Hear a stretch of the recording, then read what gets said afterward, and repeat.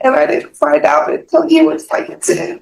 The witness proclamated Mrs. Boyd, but that is not. Stop using words that have more than 3 syllables that are in no way related to the questions that are being asked of you. Child, right, that's approximately 1 month old. Were you aware that Miss Santiago was pregnant with that second child? Yeah, I helped her get out of jail so she wouldn't be pregnant in jail. Were you thinking of your children on August 9th, 2025? Why are people continuing to have children and they don't have their life together? He has that one more opportunity, Your Honor, if the court provides him with deferred adjudication, provides him that opportunity. You deny the application for deferred adjudication. Have the complainant who meets the mother of your child, and they're supposed to be meeting up some hotel to engage in search in exchange for funds. And according to the stipulations, this was all planned out for you to come in and take money. That the co-defendant, the mother of your children, is in Arkansas. She ended up in probation, and I know, but for her, this probably would have never happened, because if she wouldn't agree to meet up with him at a hotel, to have him instead of you all getting a real job and taking care of the children that y'all decided to birth into this world, we wouldn't be here. A gun is pulled on the guy. You want his gold chain. And in the stips, he said you even brought the equipment to determine, are you Mr. Robinson? I am. All right. You entered a plea to count 1 on March 16th to robbery of no contest. The court found there was sufficient evidence to find you guilty. I believe you applied for deferred adjudication. We did, Your Honor. So the court deferred finding of guilt. According to your plea, the state is proceeding on the less included offense of robbery. They're asking that your punishment be assessed at a cap of 6 years. Defense, any witnesses? Judge, I do have 2 witnesses, Miss Robinson, his mother, and then Mr. Robinson himself. All right. If you'll call them up. Miss Robinson, come on. State your name for the record. Jenny Michelle O'Connor. All right. Thank you. And Proceed, Your Honor. yes. Ma'am, Miss O'Connor. Yes. Who's Carl Robinson? That is my son. Okay, it's your biological son, correct? Correct. Okay. And how old is he approximately? 21. Okay. He is here today for sentencing on a robbery charge. You've heard the cap of 6, and I've explained to you the possibility that the judge could give probation in this particular case, correct? Yes, sir. Okay. And I want to talk a little bit about Carl's background. Can you explain, number one, he graduated from high school, correct? Correct. You consider him a very intelligent person. He's incredibly smart. Okay. And can you explain to the judge his upbringing? And, has he had an easy life, or what kind of life has he had? I mean, it's been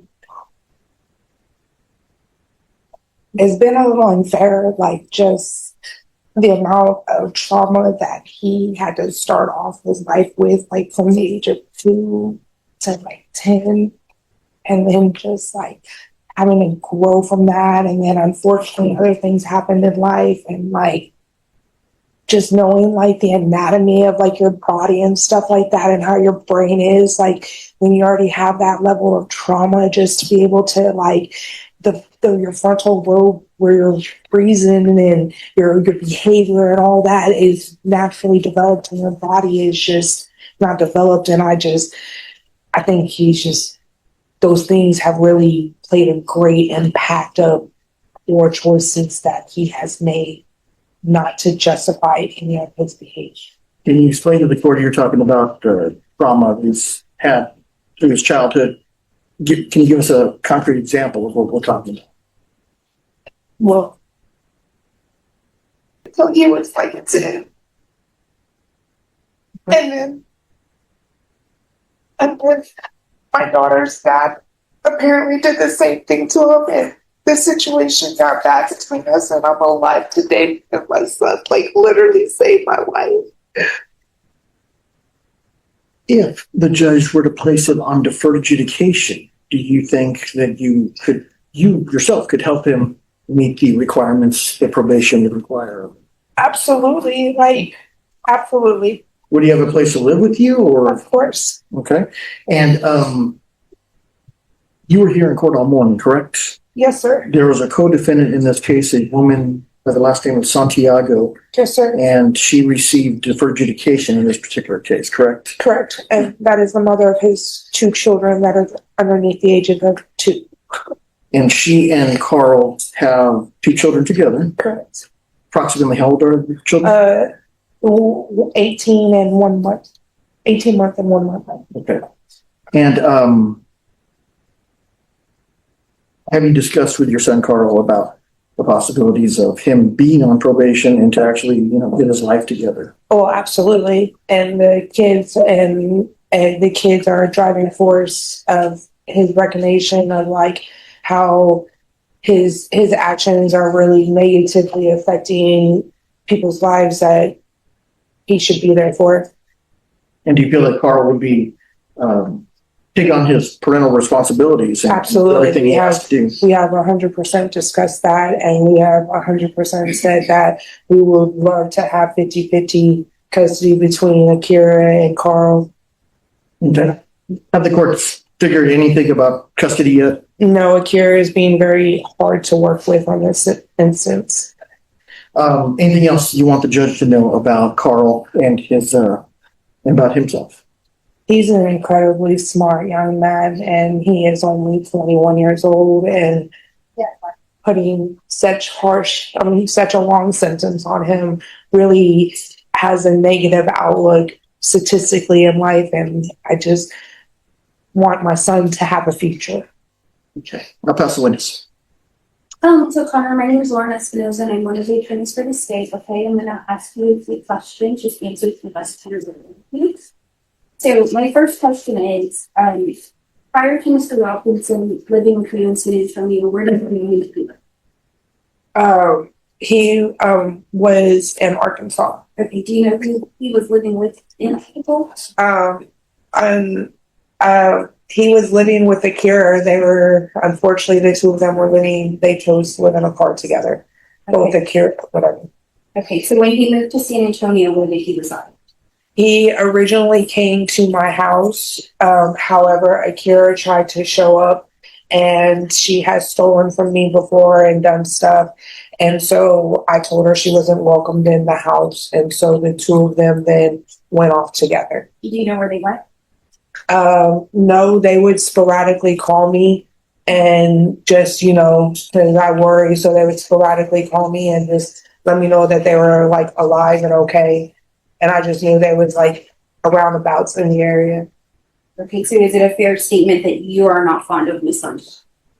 I would not say that. No, I mean, I believe these are both young children who have both had their own sets of issues in life and that are trying to figure out how to navigate. Akira is a young mother of 2 young children, and that's incredibly hard to deal with. And she hasn't been successful with completing her GED or anything like that. So she had like all that puts hardships and being able to find jobs because you're limited on pay. And, so there's just a lot of hardships that these young children unfortunately have to overcome. And do you know your son to own a firearm?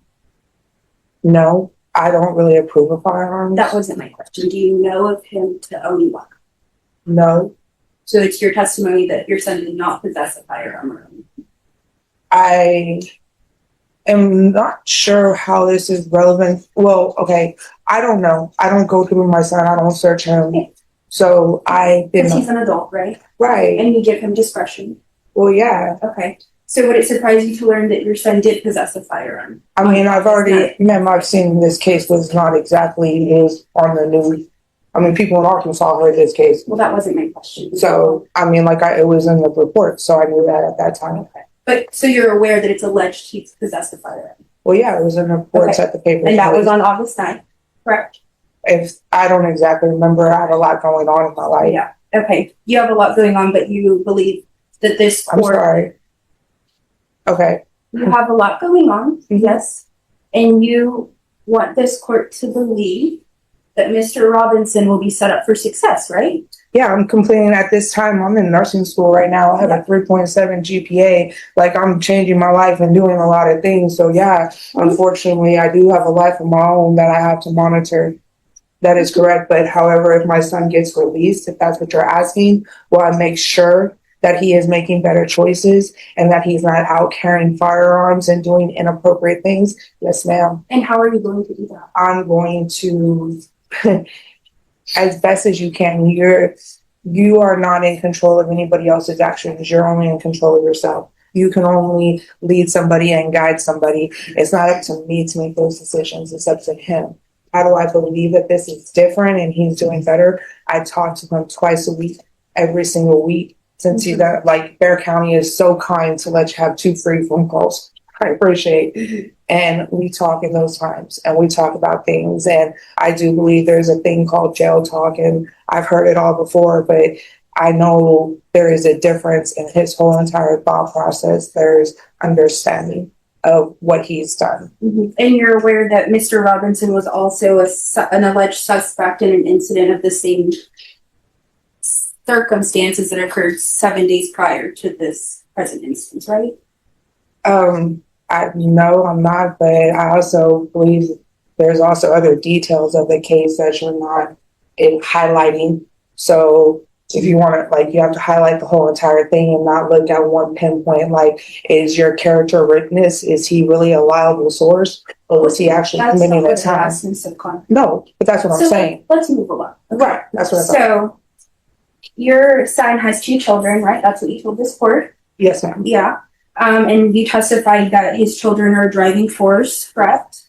Yes. And that it is these children that Mr. Robinson is realizing his actions affect lives of others, right? His children and his family. And I have a daughter who he's very, very close with.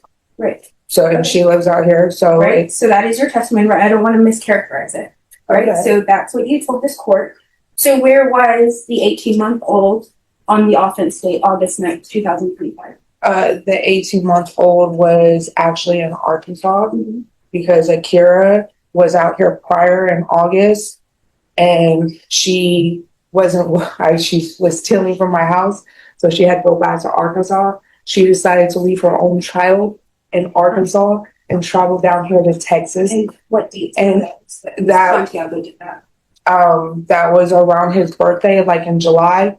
But you just said August. No, you asked when this incident occurred. No, I said, where was the 18-month-old in August? You said Arkansas. And you said that Miss Santiago. But she had been out here this whole time. Why are we talking about Akira? We're talking about the children. Okay. Akira's mom wasn't allowing Carl to see the children. I am in school. My funds are very, very limited right now. I don't have a lawyer to go up there and deal with that. I'm focused on being able to provide a stable environment. Okay, so understanding the scenario, ma'am, to understand these direct questions of why the child wasn't there, you have to understand the whole picture. You can't just pinpoint one thing to understand a scenario that has been taking place over 2 years. Yes, ma'am. However, my question was not why, it was where. So you have sufficiently answered that. Thank you. And so this second child, right, that's approximately 1 month old, were you aware that Miss Santiago was pregnant with that second child? Yeah, I helped her get out of jail so she wouldn't be pregnant in jail. No further questions for this witness, Judge. Nothing further, Judge. All right, thank you. Can you raise your right hand? Do you solemnly swear or affirm the testimony you give will be the truth and nothing but the truth, so help you God? I do. All right, you can lower your hand, state your name for the record. My name is Carl Robinson. All right, you may proceed. Mr. Robinson, can you tell the court why you think you should get deferred adjudication in this case? Of course.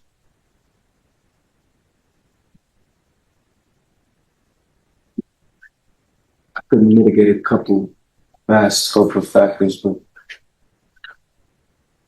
specifically what I would like to proclaim this void is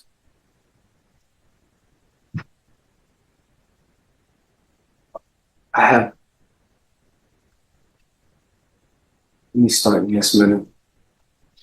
Oh, take your time. You don't have to rush through it. When individuals proclaim or promulgate that they have changed, it is usually that of futuristic, that I'm going to change and I'm going to do this to change it. And what I proclaim is that I have, it's more than external, it's that of internal. It's that of a genuine disappreciation for the nescience that transpires within the masses.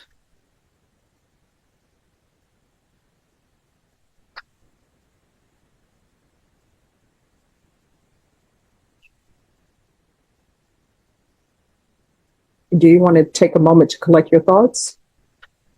If you want to do that, we can do that. Here's the thing.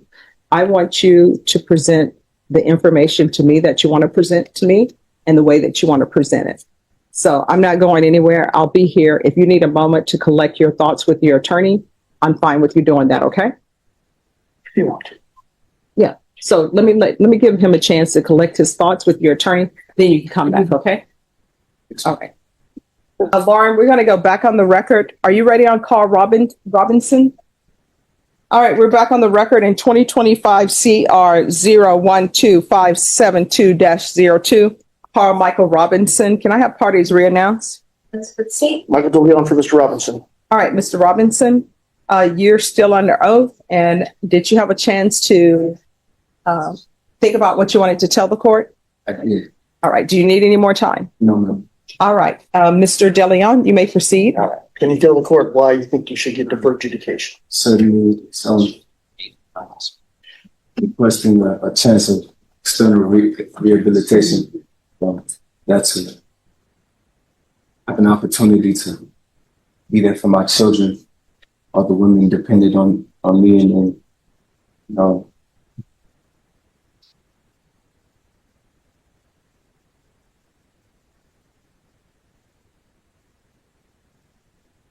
and evolve. You know, it is kind of limited, if I may, to evolve in such circumstances. Yeah,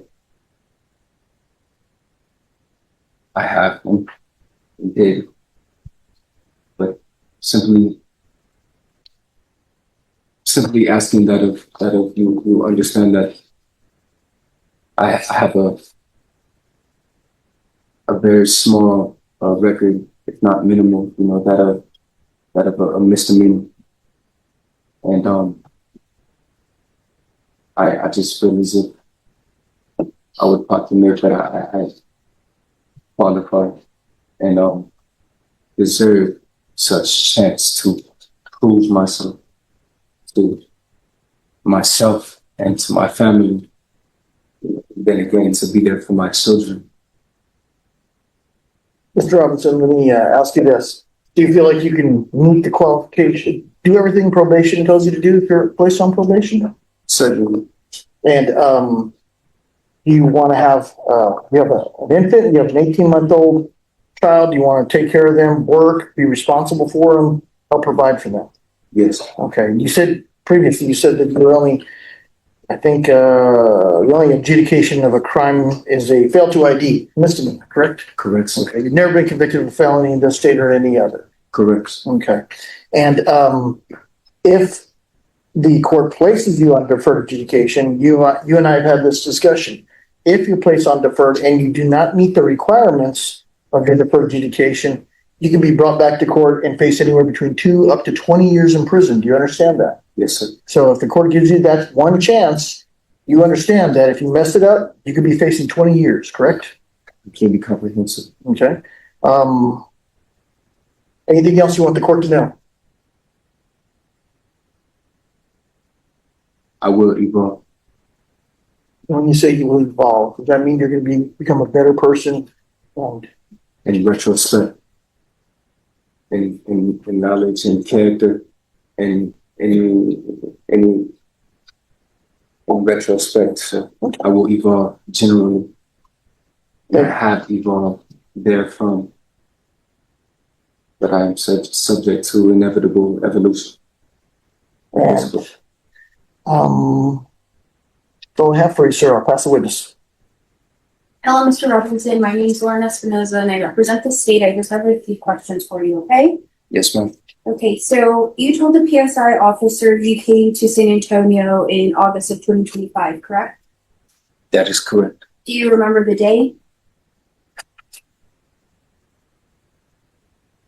I do not actually. That is incorrect. I said I came in July, a couple weeks before. If you were to see the PSI said I was sick, but So would it surprise you to learn that in the PSI narrative it says August? So is that incorrect then, I guess, is the question? I guess that was improperly documented. I got incarcerated on August 9th.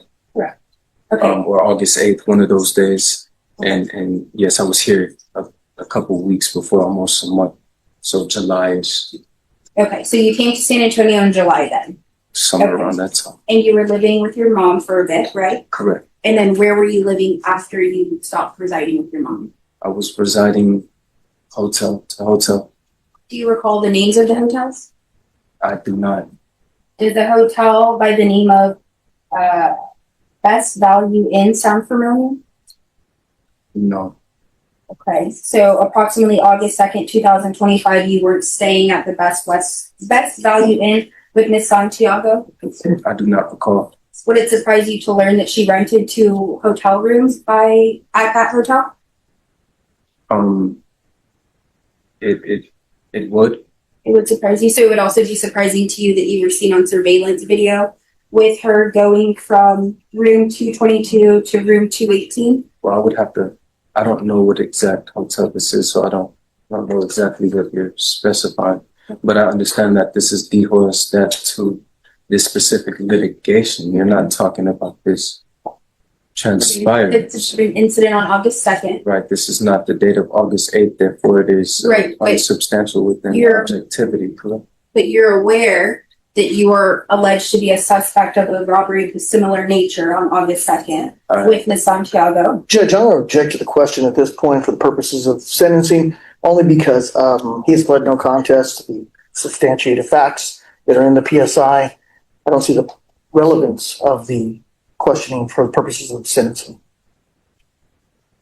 Your Honor, the offense report regarding him being a suspect on August 2nd was included in the stipulations, and it does show that he had a firearm and was participating in the same not continuous, but the same course of conduct as the instant offense here, August 9th, 2025. Right. So here's my question.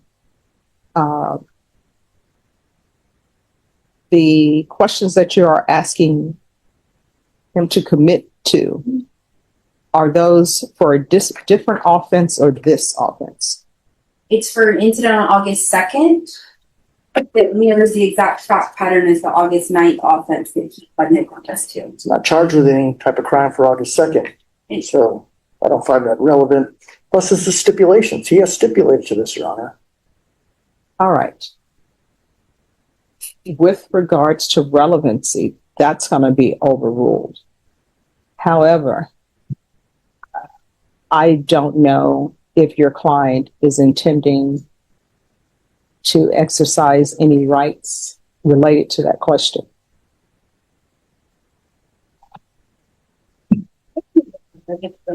Oh, Okay, so the instant offense here, August 9th, 2025. Do you recall being at a Best Western Plus? This is accurate. Yeah, on IH10, right? And you were there with whom?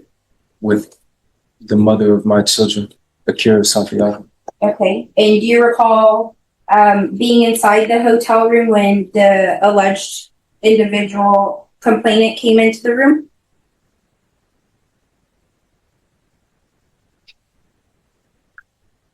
Yes. Okay, now I want to ask you, we found out a little bit about you, right? You have 2 children.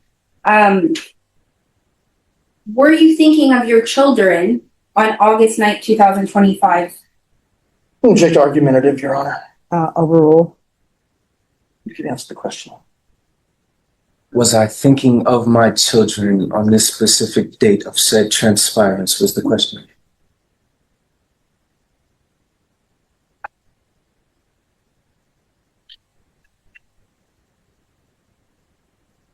Yes.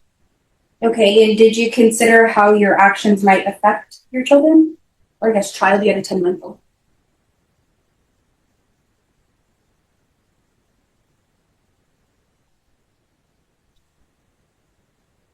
I could have pondered furthermore.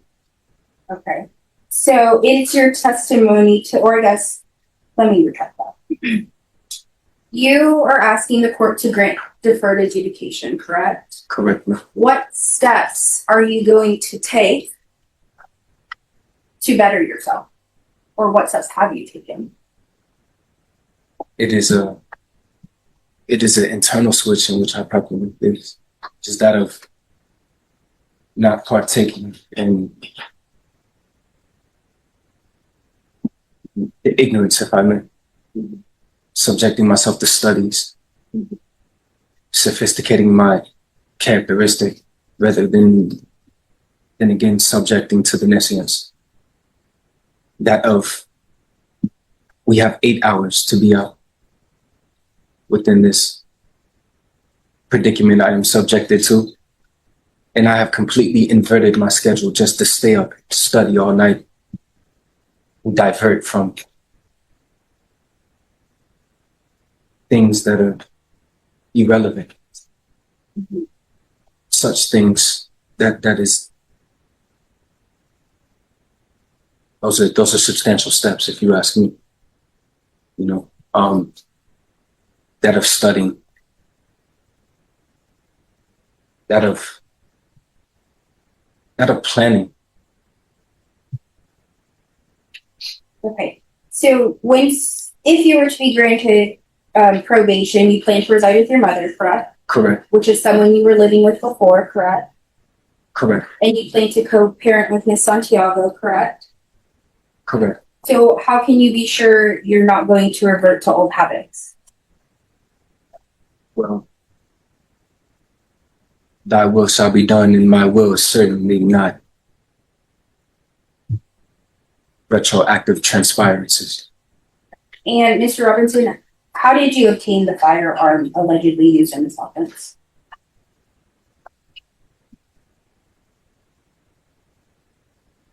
Object to relevance at this point, Judge. It's part of the stipulations. All right, that will be overruled. That's the question. Private cell. That is state. Private sale? Yes, a private cell. Was that in here or in Arkansas? That was in Texas. No further questions, Judge. No further questions, Judge. All right, I have some questions. Okay. And maybe the attorneys can ask it. Number one is, why are people continuing to have children and they don't have their life together? I can't answer that for you, Judge. And then number two, I will say this, with regards to this case, nobody has clean hands. It just depends on whether or not the public will be safe with his having probation. And based upon what I'm reading in the stipulations, I have some issues with giving him probation, and maybe somebody can alleviate my concerns, maybe not. Here are my issues.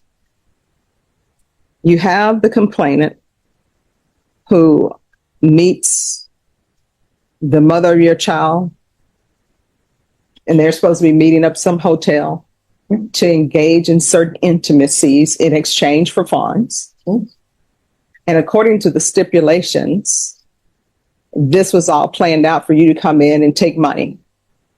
And a gun is pulled on the guy. You want his gold chain. And in the stips, he said you even brought the equipment to determine the clarity of the gold chain. And he did tell the guy, hey, no, I'm not going to shoot you, but I will beat you with this gun. So I don't know if anybody wants to address those for the court, because I find it very concerning as far as it relates to public safety. And I don't know if anyone is able to address those concerns. And I know that the co-defendant, the mother of your children, is in Arkansas. She ended up in probation, and I know, but for her, this probably would have never happened, because if she wouldn't have agreed to meet up with him at a hotel, to have intimacies with him instead of you all getting a real job and taking care of the children that y'all decided to birth into this world, we wouldn't be here. So anybody want to address my concerns or issues? Judge, I will address with essentially my closing argument is that Mr. Robinson's 21 years old. Young men make stupid choices, and stupid choices were made in this particular case. However, he has never been convicted of a felony before. He's been convicted of fail to ID one time in some other jurisdiction. He wants that opportunity for deferred adjudication, Your Honor, to prove himself. If he messes up, he is facing 20 years. That will ensure the community that of public safety in this particular case. I don't know if does his brother still live in Arkansas? No, my mom stays here. Okay. Regardless, Judge, with a co-defendant who got 5 years, a complainant who got his gold chain back, a complainant who was outdoing, illicit things. Regardless, he wants that opportunity for deferred adjudication. If he messes up, he's going to be back here. He's going to get 20 years, up to 20 years under a deferred adjudication. We want that opportunity for him. Like most people, 21-year-old man placed in this position by themselves because of poor choices. He knows that, he gets slapped in the face with the reality of the criminal justice system. He has that one more opportunity, Your Honor, if the court provides him with deferred adjudication, provides him that opportunity to do right, to change his life around. If he doesn't, then he's facing up to 20 years at that point. So we'd ask the court to consider the fact that he has not been adjudicated on any other cases. And in this particular case, even when in the steps, he says, I'm not going to shoot you, but, I'll beat you. I'm paraphrasing. And I mean, what are you shaking your head for? That's what's in the stipulations. That is what the witness proclamated, Ms. Boyd, but that is not. All right, this is what I'm going to ask you to do for me. Stop using words that have more than 3 syllables that are in no way related to the questions that are being asked of you. So here's the thing. What's in the stipulation is what I go by, because stipulated means, everybody agrees. If this person were to come into court to testify, they're going to say exactly what's in the stipulation. That's when people sign off on this, that's what they're saying. They're saying, you know what? If this witness comes in, they're going to say exactly what's in the stipulations. And when I review the stipulations, I'm viewing it to see whether the evidence is sufficient enough to find somebody guilty beyond a reasonable doubt, right? That's what the stipulations are. And obviously we're here at sentencing, so I have deemed that there's enough evidence that has been presented by the state through way of stipulation for you to be found guilty. So that's what's in the stips that I read. If that's not what I read in the stips, somebody correct me. I'm not going to take offense. That is what is in the stipulation. All right. Okay. Nothing further, Judge. State. Your Honor, we ask that you deny the application for deferred adjudication sentenced to a cap of 6 years in the prison. Defense counsel points to the co-defendant getting 5 years deferred adjudication. However, it was Mr. Robinson that had the firearm and held the complainant at gunpoint. Further, the state would assert that Mr. Robinson does pose a potential risk of flight. Based on the PSI, he does have the 3 fail to appears in Arkansas. For June and July of 2025, which were dates prior to this and shortly before Mr. Robinson did show up in Texas, as he told the court. It's actually July of 2025, not August. So he does pose that risk of flight, and I don't think he would be a good candidate for deferred adjudication. He poses a risk to the community, Judge. We can't have people in our community going around holding people at gunpoint instead of getting jobs to financially support themselves in that way. So for that, we'd ask that you deny his application. And lastly, Judge, on the court dates in Arkansas in July or wherever, it's all hearsay. We don't know exactly when those court dates are. We don't know anything about whether he was supposed to appear or not appear. If there's a non-appearance docket, we know nothing about that. So a little nitpicky on the state's interpretation of those dates, but the main big picture is this young man has never been convicted of a felony before. We're asking for deferred adjudication, Your Honor. All right. So this is what I can tell everybody. He's going to be convicted of a felony today. So I'm not going to grant your application for deferred adjudication.